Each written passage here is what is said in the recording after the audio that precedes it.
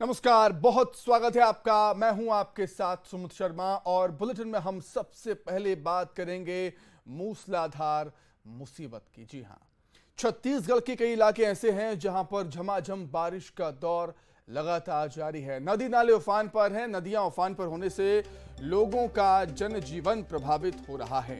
मुंगेली और मनियारी में शिवनाथ नदी का जलस्तर बढ़ता ही जा रहा है। मनियारी और शिवनाथ नदी का वाटर लेवल लगातार बढ़ रहा है, जिसकी वजह से ग्रामीण इलाकों में बाढ़ जैसे हालात हैं। सरगांव इलाके में बाढ़ में फंसे 28 और पत्थलगढ़ी में फंसे 3 परिवारों का सुरक्षित रेस्क्यू किया गया। इन सभी लोगों को सुरक्षित जगह पर स्कूल और कॉलेज भवन में रुकवाया गया है, जहां पहुंचकर कलेक्टर राहुल देव ने बाढ़ प्रभावितों से मुलाकात की और उनके रहने खाने की समुचित व्यवस्था के निर्देश दिए हैं।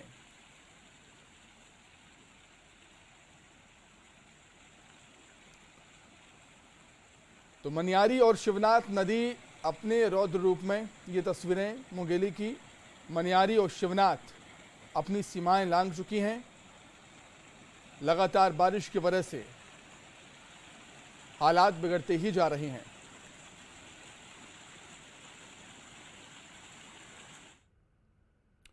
और वहीं बात करें बलौदाबाजार की, तो बलौदाबाजार में भी कमोवेश यही हालात हैं।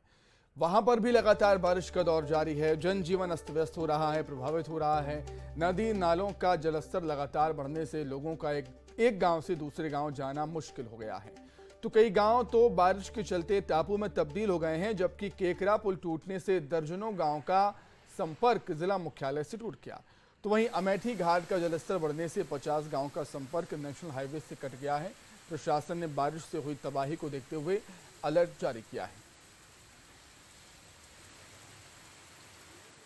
में बीते 24 घंटे में कई जिलों में लगातार बारिश हो रही है। बारिश के बाद बलौदाबाजार जिले का भी नज़ारा पूरी तरह से जलमग्न हो चुका है। देख सकते हैं कि किस तरह से लगातार जो बारिश हो रही है, बारिश के बाद जो मकान है वो जो जल स्तर है वो पूरे मकान तक आ पहुंचा है, क्योंकि लगातार 24 घंटे से बारिश हो रही है। बारिश के बाद तो जो पूरा रास्ता है वो पूरी तरह से बंद हो चुका है। देख सकते हैं रास्ते हैं, और ये मकान से जो मुख्य मार्ग तक आने का जो रास्ता है वो बारिश से पूरी तरह से डूब चुका है। आखिर इन लोगों को कितनी समस्या होगी, क्योंकि इनको घरों से निकलना मुश्किल हो गया है। आपको बता दें कि बलौदाबाजार जिले में लगातार बारिश के बाद प्रशासन ने भी अलर्ट जारी कर दिया है, क्योंकि अमेठी घाट है, सूर्यनारायणपुर है और सेमरिया घाट है। ये तीनों जो बलौदाबाजार जिले के उस जिले के जाने के लिए मुख्य मार्ग है। इन मार्गों पर पानी का जलस्तर काफ़ी बढ़ चुका है। जलस्तर बढ़ने के बाद प्रशासन ने अलर्ट जारी किया कि कहीं ना कहीं अगर लोगों को समस्या होती है तो प्रशासन के नंबर पर संपर्क कर सकते हैं, क्योंकि महानदी, शिवनाथ नदी और जोग नदी, इन तीनों नदियों के किनारे वाले रहने वाले जो लोग हैं उन्हीं लोगों को काफ़ी समस्या होती है बाढ़ का जलस्तर बढ़ने से,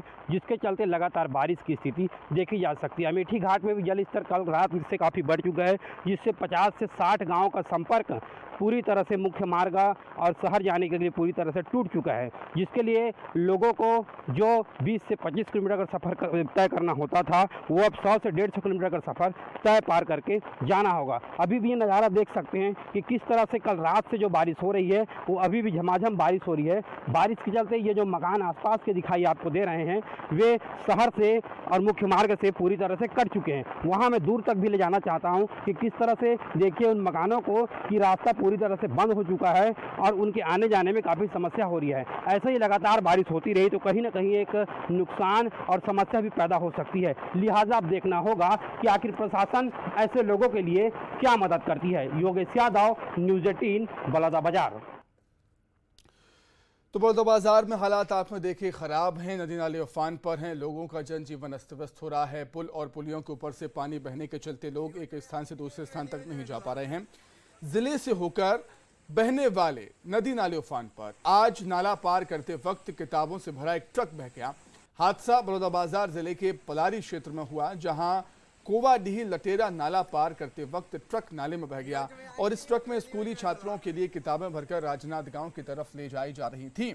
इस हादसे में लाखों रुपयों की किताब पानी में भीग गई। हालांकि गनीमत यह रही कि इस हादसे में किसी इंसान को किसी तरह की कोई हानि नहीं हुई है। न्यूज में ढलवा दे। तो राजनांदगांव में घंटे भर की बारिश ने ऐसा कहर ढाया कि पूरा जिला पानी पानी हो गया। चंद घंटों की बारिश ने डोंगरगढ़ का एकमात्र बना अंडरब्रिज बारिश के पानी से भर गया, जिससे अंडरब्रिज से पैदल और गाड़ी के साथ पार होना मुश्किल हो गया। घंटों जाम के हालात बने रहे और लोग अंडरब्रिज से पार होने के लिए जूझते रहे। बारिश से पहले प्रशासन की ओर ये दावा किया गया था प्रशासन की ओर से कि अंडरब्रिज का निर्माण न सिर्फ लोगों को बड़ी राहत देगा बल्कि जाम से भी मुक्ति दिलाएगा। लेकिन तस्वीरें क्या हैं आपके सामने।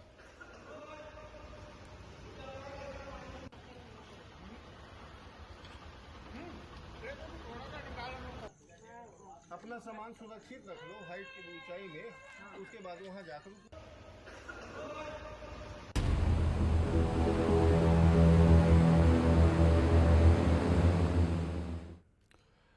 रायपुर से बड़ी खबर है। छत्तीसगढ़ की चौक परियोजनाओं को मंजूरी मिली है। परियोजना को विश्व बैंक और केंद्र से मंजूरी मिली है। पहले चरण में 400 करोड़ रुपए का प्रावधान है।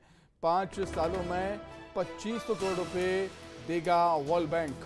स्कूलों की गुणवत्ता में सुधार की परियोजना है ये और छत्तीसगढ़ के स्कूलों का कायाकल्प होगा इससे।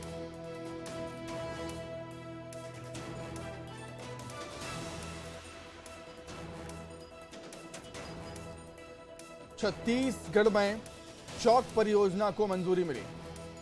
परियोजना को विश्व बैंक और केंद्र से मंजूरी मिली है। पहले फेज की बात करें तो पहले फेज में 400 करोड़ रुपए का प्रावधान है। 5 सालों में 2500 करोड़ रुपए देगा वर्ल्ड बैंक विश्व बैंक। स्कूलों की गुणवत्ता में सुधार की परियोजना, छत्तीसगढ़ के स्कूलों का इससे कायाकल्प होगा।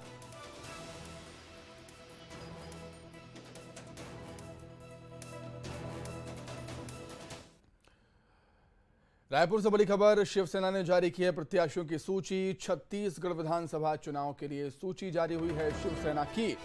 20 प्रत्याशियों की घोषणा हुई है। इसमें 11 बिंदुओं पर वचननामा पत्र जारी किया गया।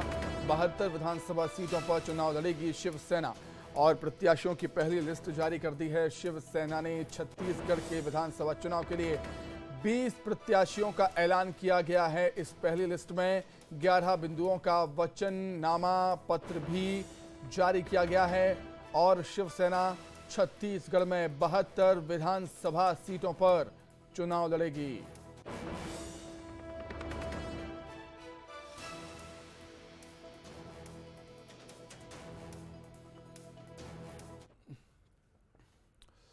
वहीं रायपुर में आज बीजेपी पदाधिकारियों की बैठक हुई। करीब 7 घंटे तक चली इस मैराथन बैठक में पीएम मोदी के दौरे को लेकर तैयारियों पर चर्चा हुई है।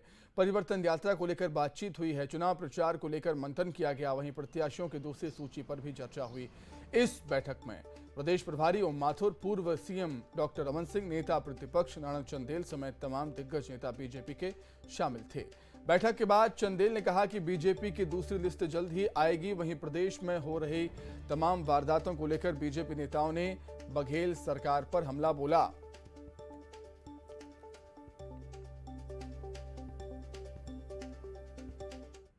आगमन हो रहा है, उसकी तैयारी में लगे हैं और उसके साथ ही साथ जो एक दायित्व है गृह मंत्री जी के साथ बैठ के सीटों के संबंध में चर्चा, तो उसकी प्राथमिक चर्चा सभी विधानसभा में 1, 2, 3 नाम का पैनल बनाने की दृष्टि से भी बैठे थे। 5 साल में जिस प्रकार भूपेश बघेल के नेतृत्व में छत्तीसगढ़ की स्थिति बनी है, उस विषय को लेकर जनता सवाल कर रही है।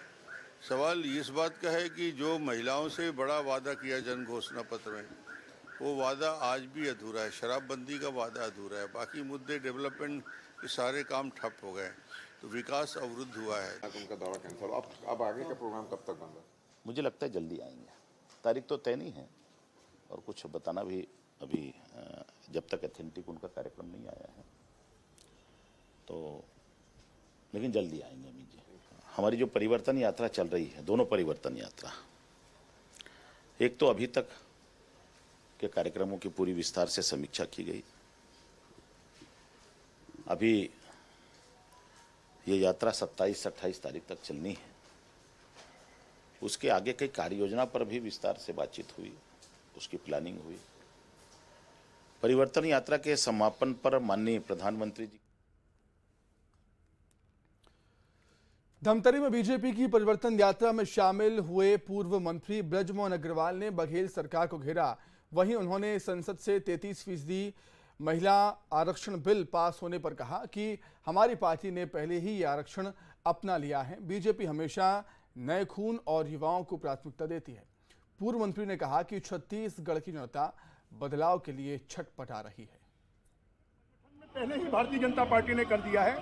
ये परिवर्तन यात्रा भूपेश बघेल की भ्रष्ट निकम्मी माफिया सरकार को उखाड़ कर फेंकने के लिए चारों तरफ हवा बनाने का काम कर रही है और बड़ी संख्या में नौजवान, किसान, माताएं, बहनें इसमें शामिल हो रहे हैं और इस यात्रा में जो लोगों के चेहरे दिखाई दे रहे हैं उससे लगता है कि लोगों ने तय कर लिया है कि जल्दी वोटिंग का समय आए और वो कमल का बटन दबाएंगे और इस निकम्मे भ्रष्ट भूपेश को उखाड़ कर फेंक।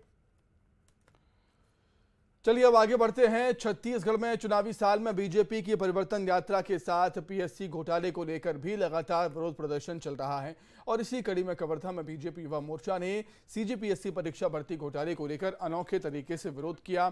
कवर्धा शहर में बीजेपी युवा मोर्चा ने शव यात्रा निकाली। इसका पुराने बस स्टैंड चौक पर पुतला दहन किया गया।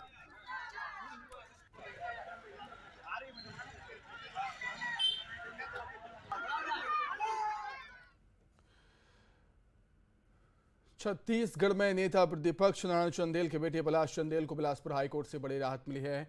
हाईकोर्ट ने पलाश पर लगे रेप के आरोपों को खारिज कर दिया। साथ ही उन पर लगे SC/ST एक्ट समेत तमाम दूसरे आरोपों को भी खारिज कर दिया है। जांच रिपोर्ट पढ़ने के बाद हाईकोर्ट ने माना है कि पलाश चंदेल पर कोई अपराध नहीं बनता। जस्टिस राकेश मोहन पांडे की बेंच ने यह फैसला सुनाया। आपको बता दें, पलाश चंदेल पर आदिवासी महिला ने दुष्कर्म का आरोप लगाया था। इस मामले में 23 अगस्त को सुनवाई पूरी हो गई थी और कोर्ट ने इस मामले में अपना फैसला आज सुनाया है। माननीय न्यायालय पर पूरा भरोसा था। हमने पहले भी कहा था कि यह मामला पूर्णतः फर्जी है, मनगढ़ंत है, बनाई हुई स्टोरी है और उसको हाई कोर्ट ने अपनी मुहर लगा दी, उस मामले को केस कर दिया। हम तो उस समय भी बोले थे आप लोगों को, लेकिन आप लोगों ने उसको पूरे प्रदेश में रंग दिया, जबकि उसमें कोई सत्यता नहीं थी। रायपुर में नाबालिग से हुए गैंगरेप को लेकर छत्तीसगढ़ के डिप्टी सीएम टीएस सिंहदेव ने ही सवाल उठा दिए हैं। सिंहदेव ने कहा कि ऐसी जगहों पर जहां लॉ एंड ऑर्डर की एजेंसियां हैं, उस इमारत में किसी के साथ गैंगरेप होना बेहद शर्मनाक है। उन्होंने कहा कि जहां पुलिस अधिकारियों के दफ्तर हैं, वहां पर ऐसी वारदात सुरक्षा एजेंसियों पर सवाल खड़े करती है। साथ ही उन्होंने कहा कि ऐसी वारदात पर कड़ी कार्रवाई होनी चाहिए, जिससे ऐसे घिनौने अपराध करने वालों की सोचने वालों के मन में भी भय पैदा हो। गौरतलब है, रायपुर में एक ऐसी मल्टी लेवल पार्किंग में 17 साल की नाबालिग के साथ गैंगरेप हुआ था, जहां पर एएसपी का दफ्तर है। ये और ऐसी घटनाएं अत्यंत शर्मनाक हैं और बहुत दुर्भाग्य है कि ऐसी जगह पे घटना हुई जहां आपने बताया कि लॉ एंड ऑर्डर की एजेंसी भी वहां पर है। लोगों में इतना हिम्मत, ऐसा हौसला होना ही नहीं चाहिए, एक तो ऐसा दुष्कर्म करने का और फिर ऐसे स्थान पे करने का, और कड़ी से कड़ी कार्रवाई इसका विकल्प है। दूसरा, मॉनिटरिंग करके हम कैसे जानकारी हासिल कर सकते हैं, पूर्वानुमान कैसे लगा सकते हैं, बहुत कठिन होता है। लेकिन ऐसे जगहों पे तो कम से कम ये कभी। सनातन के अपमान पर केंद्रीय मंत्री स्मृति ईरानी ने सीधे सोनिया और राहुल गांधी को जिम्मेदार बताया है। न्यूज 18 से खास बातचीत में स्मृति ईरानी ने कांग्रेस पर जमकर निशाना साधा। हाल फिलहाल एक और सवाल जो है, बंटवारे की कोशिश, क्या इसी तरह की कोशिश इंडी अलायंस या गठबंधन की तरफ से सनातन को लेकर भी हुई? मतलब उस स्टालिन परमेश्वर के बयान, ये अगर आप कांग्रेस पार्टी का अपना यूपीए के कार्यकाल का इतिहास देखें तो ये राहुल गांधी, सोनिया गांधी की सोच है हिंदू धर्म के खिलाफ। उन्होंने ही तो लिखित दस्तावेज दिया कोर्ट में कि भगवान राम का कोई अस्तित्व नहीं। उन्होंने ही तो, और विशेषतः राहुल गांधी ने हिंदुओं को आतंकवादी कहा। ये तो अब सबके सामने प्रमुख रूप से आ चुकी है खबर।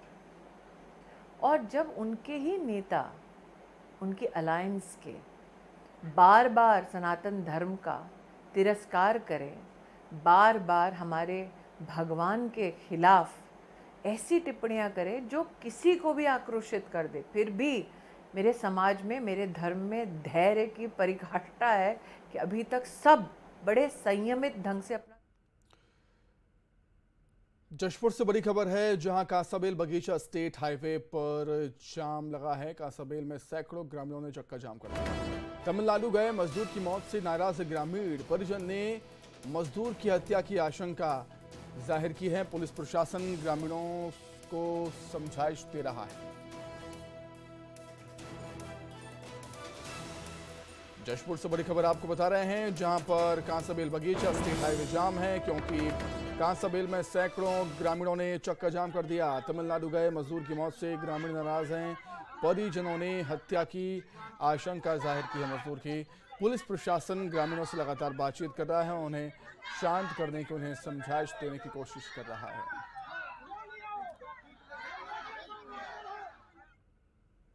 और अब चलते चलते आपको दिखाते हैं एक ऐसी तस्वीर जो आपके मन को लुभा देगी। जी हाँ, ये नज़ारा है बिलासपुर का चित्रकूट जलप्रपात का, जिसे मिनी नियाग्रा के नाम से जाना जाता है।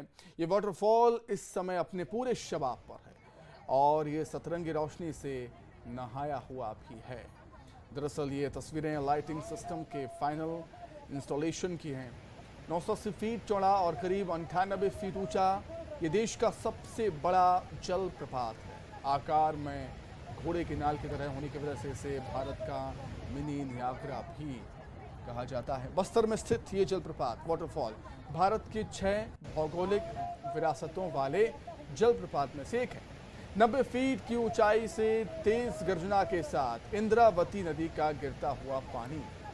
इस खूबसूरत जलप्रपात को देखने के लिए पर्यटक 7 समंदर पार से भी यहाँ पर आते हैं और खास तरह की लाइटिंग यहाँ पर की गई है, जो इसकी खूबसूरती में अब 4 चांद लगा रहा है।